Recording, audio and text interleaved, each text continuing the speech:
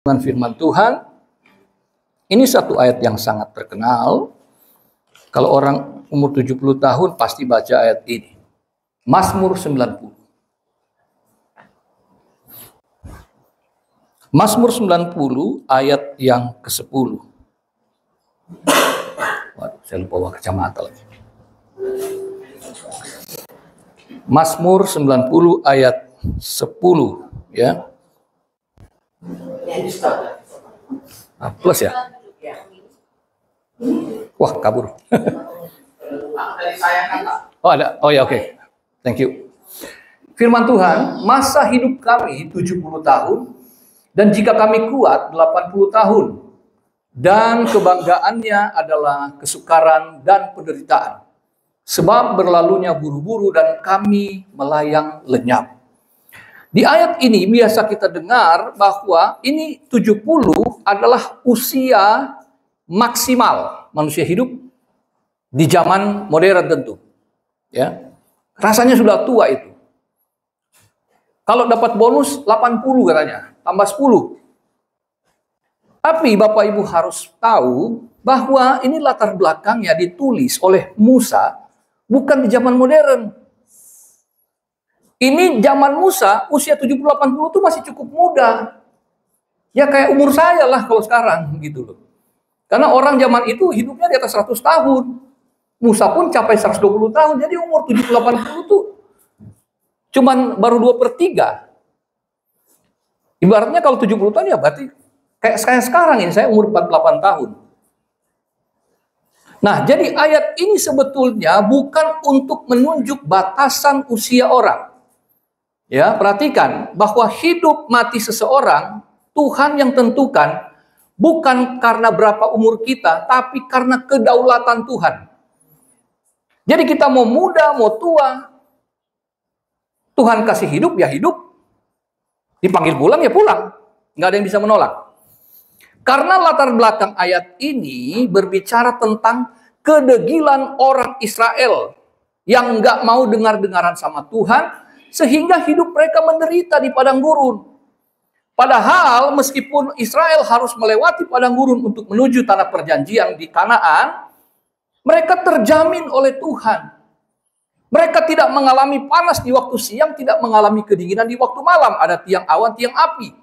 Dan selalu ada pemeliharaan Tuhan. Meskipun itu bentuknya seperti nama panti ini. Mana terus. Itu mulu. Bosen. Yang menyebabkan mereka menjadi orang-orang yang menderita karena nggak bisa bersyukur, itu intinya. Ya. Mereka ada di dalam penghukuman Tuhan kalau kita baca secara utuh pasal itu. Sehingga 70 tahun, 80 tahun, kalau nggak nempel sama Tuhan, ya sengsara, itu maksudnya. Kalau hidup tidak mengandalkan Tuhan, hidup tidak bergantung kepada Tuhan sepenuhnya, tidak menyerah sepenuhnya kepada kasih dan kuasa pemeliharaan Tuhan, ya 78 tahun, 70-80 tahun itu menderita. Rasanya lama sekali hidup ini karena kita tidak menikmatinya. Padahal berbahagialah orang yang miskin di hadapan Allah.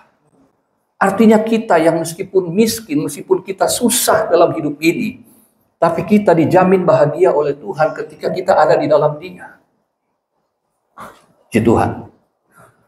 Jadi 70-80 tahun itu bukanlah angka maksimum. Nggak pernah ada Tuhan bilang angka begitu. Ini kan keluh kesah Musa. Karena jemaat yang nggak dengar-dengaran.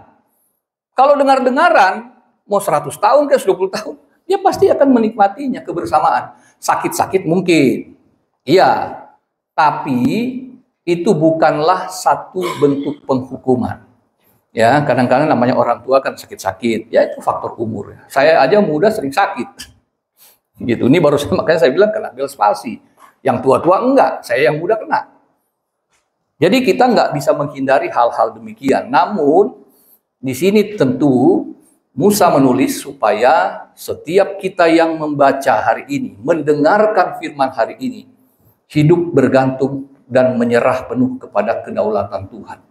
Ketika Tuhan bimbing Israel dari tanah Kanaan, dari Mesir menuju tanah Kanaan, itu nggak mudah. Tapi Tuhan menjamin kehadirannya di situ. Tuhan menjamin akan pemeliharaan dan perlindungannya di situ. Ya, hanya Israel diminta untuk percaya, bersabar, dan selalu mengucap syukur. Itu saja sebetulnya. Maka mereka akan masuk ke tanah perjanjian itu satu saat nanti. Nah, kita nggak akan menuju ke tanah Kanaan di Israel di Palestina sana, tapi itu hanyalah gambaran nanti, bukan Yerusalem yang disengketakan sekarang, tetapi yang dimaksud kita dalam perjalanan iman. Dari muda sampai kita tua, sampai kita satu saat dipanggil pulang, kita akan menuju ke Yerusalem yang baru, sorga yang mulia. Itu dia, itu pengharapan kekal dari orang-orang tua. Kalau kita membaca tentang tokoh-tokoh iman, di hari tua, mereka tidak lagi mengharapkan sesuatu yang muluk-muluk. Mereka semua hanya merindukan suatu tanah air sorgawi dikatakan. Kota yang dibangun, dirancang dan dibangun oleh Allah. Persekutuan dengan Allah. Dan kalau persekutuan dengan Allah dalam kekekalan itu belum terjadi, maka persekutuan dengan Allah di mana kita berada saat ini, itulah tempat kita dapat menemui kebahagiaan. Ya. Jadi di sini kita lihat ya, 70-80 tahun itu bukanlah satu angka yang kita harus takuti. Wah, 70 nggak lama lagi nih. 80, lama buktinya Opa Sas udah 87. Udah lewat dong. Ya. Jadi bukan angka itu, ya, sekali lagi. Nah, ketika kita melihat lagi, jauh kemudian, di dalam Yesaya 46, ayat yang populer juga itu. Yesaya pasal 46, ayat 3 dan ayat 4.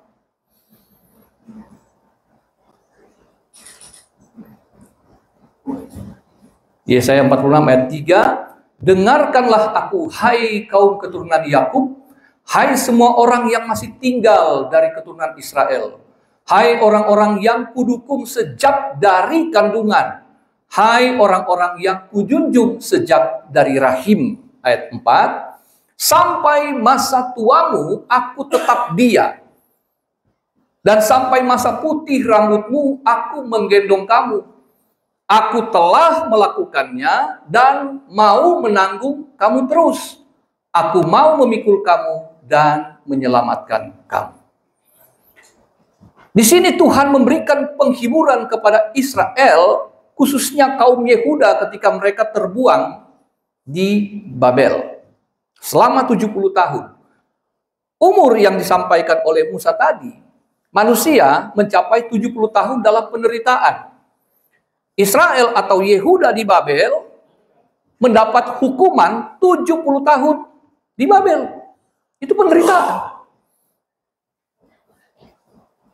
Tetapi di sini Tuhan kemudian datang memberikan penghiburan dan pengharapan. Bahwa meskipun kamu ada di tempat yang tidak semestinya, aku tetap dia.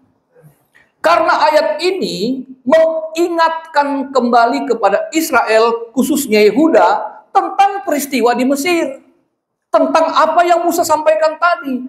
Ketika kamu ada di Mesir, ketika kamu ada dalam perjalanan di padang gurun, aku yang menyertai kamu, membebaskan kamu dari Mesir, menuju tanah Kanaan. Aku yang ada di padang gurun, di tempat engkau mengalami banyak tantangan penderitaan. Aku yang memelihara, dan aku tetap dia. Aku tidak pernah berubah pada waktu nenek moyangmu Israel di padang gurun maupun pada saat engkau di Babel. Pada saat ini, aku tetap dia. Kasih, kuasa, pemeliharaan, perlindunganku tidak pernah berubah. Itu kata Tuhan. Karena sejak dari kandungan, dari dalam rahim. Rahim itu dari teks itu raham, itu artinya belas kasihan. Jadi, betapa ketika kita masih ada dalam kandungan ibu, Allah telah melihat kita di dalam kasih-Nya. Makanya kenapa diartikan belas kasihan? Karena Dia tahu sejak kita lahir, penderitaan adalah bagian hidup kita. Makanya dia mencurahkan kasihnya agar kita sanggup untuk menanggungnya. Sebagaimana Yehuda ada di pembuangan Babel, bukan pada tempat yang semestinya. Karena Israel yang sampai hari ini eksis, yang ada, yang coba diusir-usir. Dari dulu memang mereka diusir-usir. Gitu. Di Babel itu bukan tempatnya orang Israel. Mereka harus berada pada tempat semestinya. Bapak Ibu, khususnya para penghuni panti ini, engkau mungkin merasa ini bukan tempatku sebetulnya. Tempatku adalah di tengah-tengah keluargaku sendiri. Ada anak, ada cucu. Tetapi Tuhan telah memberikan satu statement yang sangat jelas. Dimanapun engkau berada, apakah di tengah keluarga atau bukan, aku tetap Dia yang mengasihimu. Dalam keluargamu yang utuh, dalam keluarga yang tidak utuh, aku tetap hadir bagimu. Itu maksudnya. Aku mau menggendong kamu. Artinya ketika seorang anak, ini kan berbicara Allah sebagai Bapa dan Israel sebagai anak. Ketika seorang anak tidak mampu untuk berjalan, maka seorang Bapa, seletih apapun dia akan gendong. Atau seorang ibu, secapek apapun dia bekerja, tapi kalau anak meminta tolong, dia akan membantu. Allah kita bukanlah manusia yang terbatas. Dia nggak pernah capek. Dia nggak pernah akan merasa terganggu dengan permohonan, permintaan tolong kita. Haleluya. Ya. Aku telah melakukannya. Sudah lewat. Dan mau menanggung kamu terus. Artinya Dia tidak akan pernah berhenti menjamin hidup kita semua. Bapak Ibu mungkin merasa kalau tempat ini, waduh, kok saya tidak lagi dikasihi oleh anak cucuku. Tapi Bapak Ibu punya saudara-saudara. Tuhan Yesus bilang, ya, ketika Dia bilang, ini ibumu, ini kakakmu, adikmu, Yesus bilang, siapa yang bersama aku, dialah saudaraku, dialah ibuku. Jadi Bapak Ibu di tempat ini ada Ibu Deborah dan yang lain. Itu adalah presentasi atau kehadiran Tuhan untuk tetap menyatakan kasih kepada para penghuni di tempat ini. Ya, jadi Allah nggak pernah meninggalkan. Manusia bisa tinggalkan kita. Daud pernah berkata, sekalipun ayah dan ibuku meninggalkan aku, tapi Tuhan tidak meninggalkan aku. Tapi mungkin bisa dibalik, sekalipun anak cucuku meninggalkan aku, tapi Tuhan tidak mungkin meninggalkan aku. Karena Dia mengasihi kita sejak dari dalam kandungan, sebelum kita tahu, sebelum kita mengerti akan keberadaan diri kita atau keberadaan Tuhan. Tuhanlah yang lebih dulu mengenal kita. Di tempat ini, Bapak Ibu juga harus punya syukur bahwa mengenal Tuhan ternyata tidak harus di tengah keluarga kandung, tapi bisa berada di tengah-tengah saudara seiman di tempat ini. Bisa mengenal Tuhan. Ya, haleluya. Jadi Tuhan pelihara kita di mana saja. Tuhan mampu menggerakkan sumber daya dari mana saja untuk memberkati dan menolong Bapak Ibu. Puji Tuhan. Saya juga sebagai hamba Tuhan hidup dari kemurahan Tuhan. Bagaimana saya mengalami berkali-kali nyaris mati. Berkali-kali. Kalau kucing bilang ada 9 nyawa, saya udah ke 6 kali Pak nyaris mati. Dokter ini para saksi. Bagaimana saya mengalami pertolongan Tuhan dari kematian. Jadi, ancaman maut bukan hanya ada pada orang tua, pada orang muda seperti saya pun.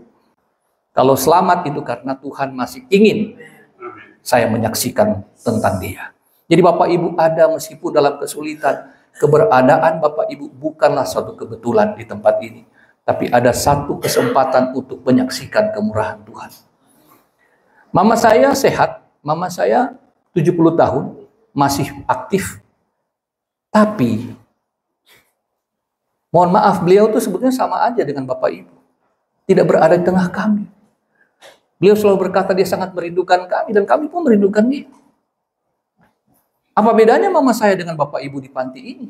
Tidak di tengah anak cucu. Sama. Sama. Karena makanya kenapa mama saya bilang 70 bikin aja di sana. Kenapa? Karena dia bilang kalau di sini teman-teman mama semua orang happy semua, orang mampu semua. Toh mama tidak akan lebih bahagia. Karena mama lebih bahagia kalau ada di tengah anak cucu. Meskipun kita cuma tiup lilin makan martabak di rumah seperti biasa dulu. Tengah malam kadang-kadang kita cuma tiup lilin pakai martabak. Tapi mama happy. Karena ada tengah anak cucu. Jadi apa yang Bapak Ibu rasakan di tempat ini, sebetulnya juga dirasakan mama saya di sana. Gitu loh. Hanya ada satu situasi kondisi yang mengharuskan mama saya berjuang. Karena dia seorang fighter woman dari masa mudanya. Gitu. Dia nggak, justru kalau nggak kerja dia sakit. Sakit-sakitan dia. Ya. Jadi Bapak Ibu saudara kasih dalam Tuhan, mari di tempat ini percayalah Tuhan hadir. Dan melalui Ibu Deborah dan kawan-kawan yang lain, mereka pun jadi perpanjangan tangan Tuhan untuk menolong, memberikan kekuatan dan penghiburan bagi kita semua. Haleluya. Jadi mama saya pun di usia 70 tahun dia tetap bersyukur bahwa mama saya waktu dari saya masih kecil, saya ingat banget. Mama saya mendampingi papa saya. Dia pernah menjadi orang kaya, tapi pernah menjadi orang miskin. Siklus kehidupan. Jualan kue. Saya tukang bawa barang kue-kue untuk diantar. Mama saya menerima pesanan makanan. Sampai tengah malam harus masak, harus membuat kue, dan saya yang tukang bawa. Saya pun pernah berjualan roti keliling. Papa saya pernah jadi sopir angkot, almarhum papa saya. Mama saya bagaimana apapun yang terjadi, anak-anak harus sekolah, harus bisa makan. Apapun itu, kerja yang setengah mati pun, jauh dia harus pergi. Ya, dulu